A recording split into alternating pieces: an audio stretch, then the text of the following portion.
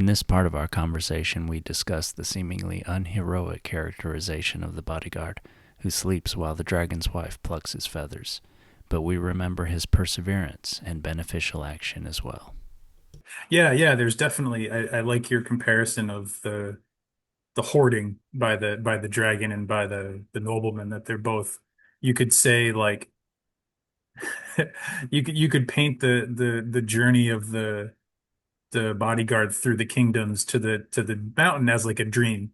It's very kind of fantastic, and then the dragon becomes this sort of symbolization of the the the nobleman, and and the dragon's wife, who helps out the bodyguard, is sort of like the nobleman's daughter, in kind of an odd way.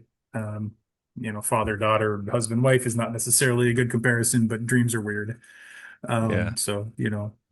And in sort of having her, because for all the bodyguard's good deeds, like, he doesn't really do much, or at least Yeah. he's not described as doing much. Yeah. I Yeah. was When I first read this, I was like, "Ooh, a glass mountain! Like, what is that about?" I've heard that in other fairy tales, and it's always kind of fascinated me as a symbol, because um, what what is it like? I don't know how to picture it. Like, is it melted glass that has formed into a mountain shape? Yeah. So it's like smooth and hard to climb, or is it like a mountain made up of broken panes of glass, so you always cut yourself on it, or is it just like a slick slope that you can never walk up?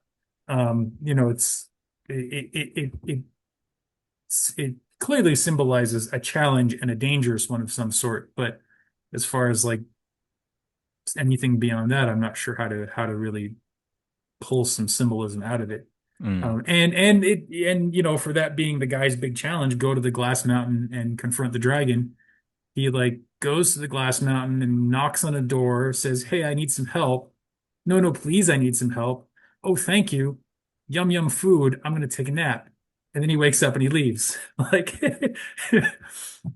we should all be so lucky on our heroic quests.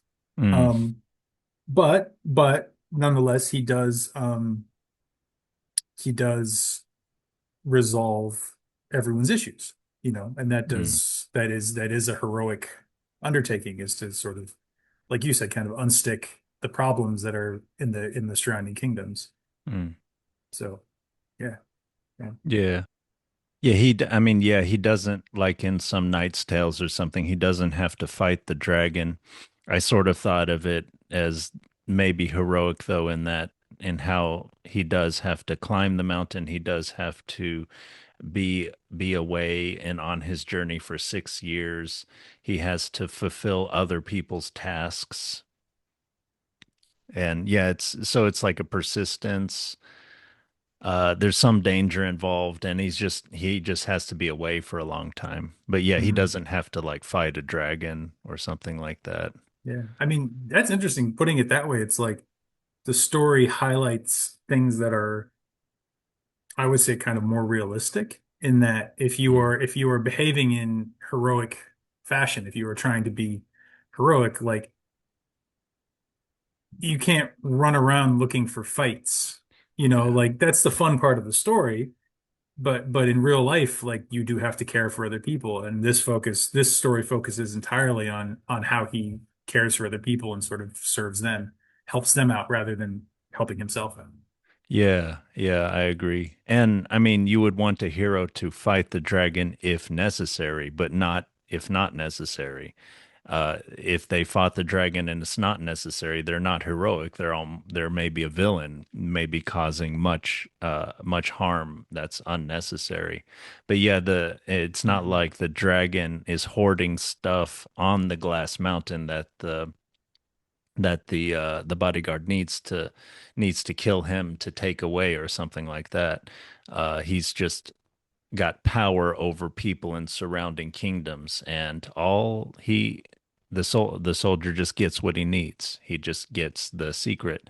And then yes, he gets it in a sort of sly way, by going through the wife. So Mhm. and that's all you need to do. And yeah, that does seem like the better hero. I mean, if you need to do something, do it in the least harmful, the most intelligent way possible. Yeah. Yeah, yeah, and he does do it very like respectfully. Like he doesn't even pull the feathers off. The wife does that, Yeah. So he kind of I mean, it doesn't say that he charmed the wife with his good looks, but if he is the most handsome of the king's men, maybe he was charming. Who knows? Who knows? I would think so. And I think if we want to get somewhat Freudian or something, you could talk about the different relationships here. And that one stuck out to me as the most sort of semi-personal or something. Besides obviously getting with the nobleman's daughter. Hmm. He does, yeah. I just that that young virile handsome man, and the wife of the dragon is home alone, and so there is some sort of maybe tension or some sort of wanting to help him out kind of thing going on. So and that brings to light another part of the story for me, which is sort of just the naturalness of things.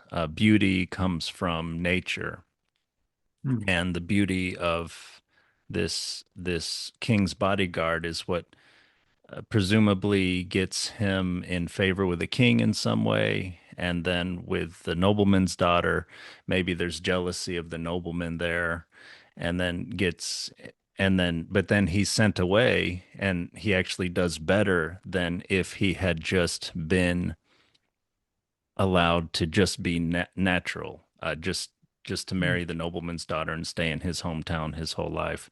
As you mentioned, he wasn't doing much before. Like he said, to be the king's handsomest bodyguard, not the most experienced or the most skillful. He's not like the sharpshooter in the Shamat Razum story, you know. Yeah, yeah, yeah. He's just kind of, maybe he's like 17 years old and he's technically a soldier, but he hasn't really done much, to serve any lord or any authority or anything.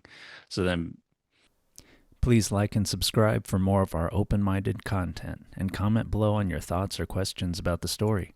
Let us know if you'd like us to cover another stimulating story, and thank you for participating.